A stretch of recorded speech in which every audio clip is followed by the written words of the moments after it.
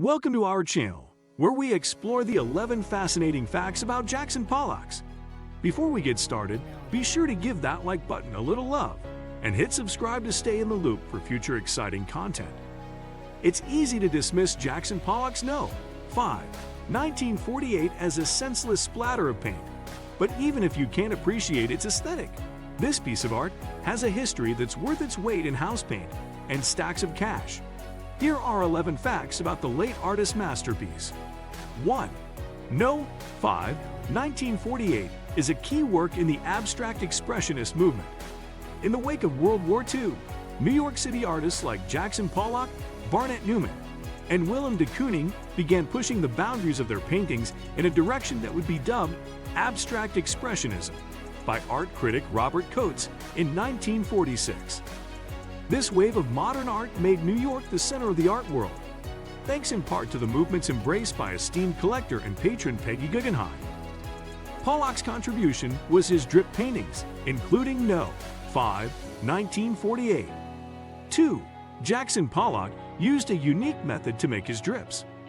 Rather than working from an easel, Pollock would place his canvas on the floor and pace around it, applying paint by dripping it from hardened brushes, sticks, and basting syringes.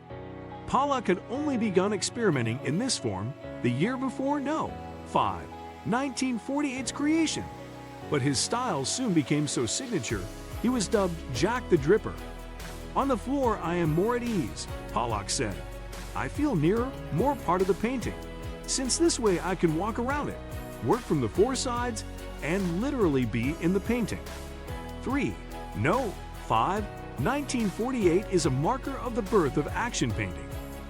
Drip painting came to be seen as a form of action painting, a term that was coined by American art critic Harold Rosenberg in 1952.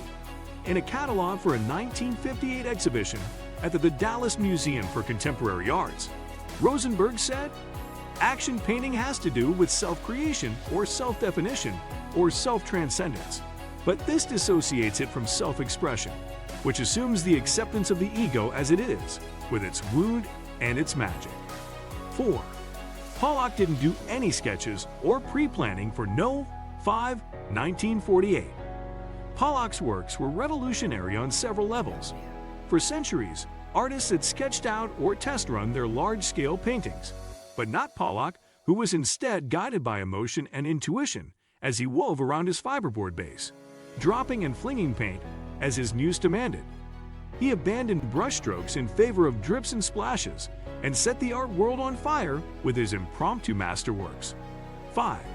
He used unconventional paints for No. 5, 1948. An important element of the drip method was paint with a fluid viscosity that would allow for smooth pouring. This requirement meant traditional oil paints and watercolors were out. Instead, Pollock began experimenting with synthetic gloss enamel paints that were making old-school, oil-based house paints obsolete.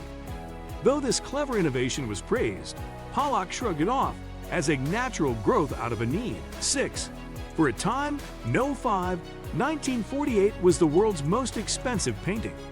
On June 18, 2006, Gustav Klimt's Adele Bloch-Bauer I sold for $135 million, making it the highest-priced painting in the world. Less than 5 months later, No. 5, 1948 fetched $140 million. In 2011, this title was snatched by one of Paul Kazan's card players, with a price tag of $250 million.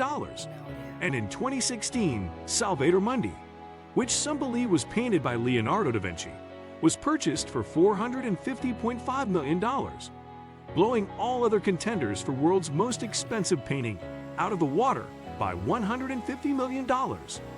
7. No. 5, 1948 is a massive work. No. 5, 1948 measures in at 8 feet by 4 feet. The Guardian notes that this means each square foot is worth over $4 million. 8. No. 5, 1948 was possibly sold to fund a bid for the Los Angeles Times. The New York Times reported entertainment tycoon David Geffen may have unloaded No.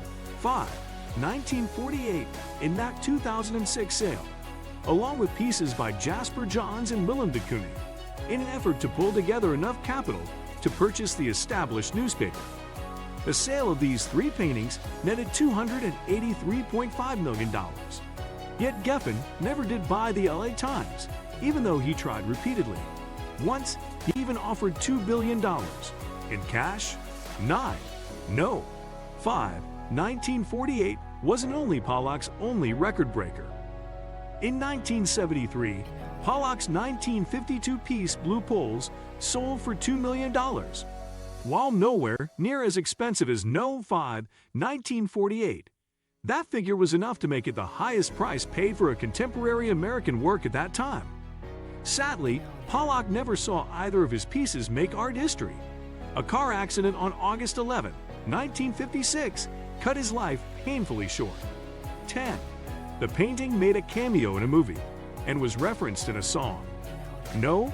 5, 1948 appears in the 2015 sci-fi film Ex Machina, starring Oscar Isaac and Domhnall Gleeson, and directed by Alex Garland.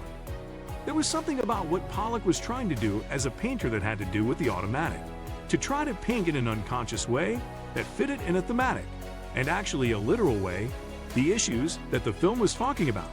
Garland explained Set Decor magazine, said there was a Jackson Pollock painting specified, discussed in the script as a plot point, as a theme point.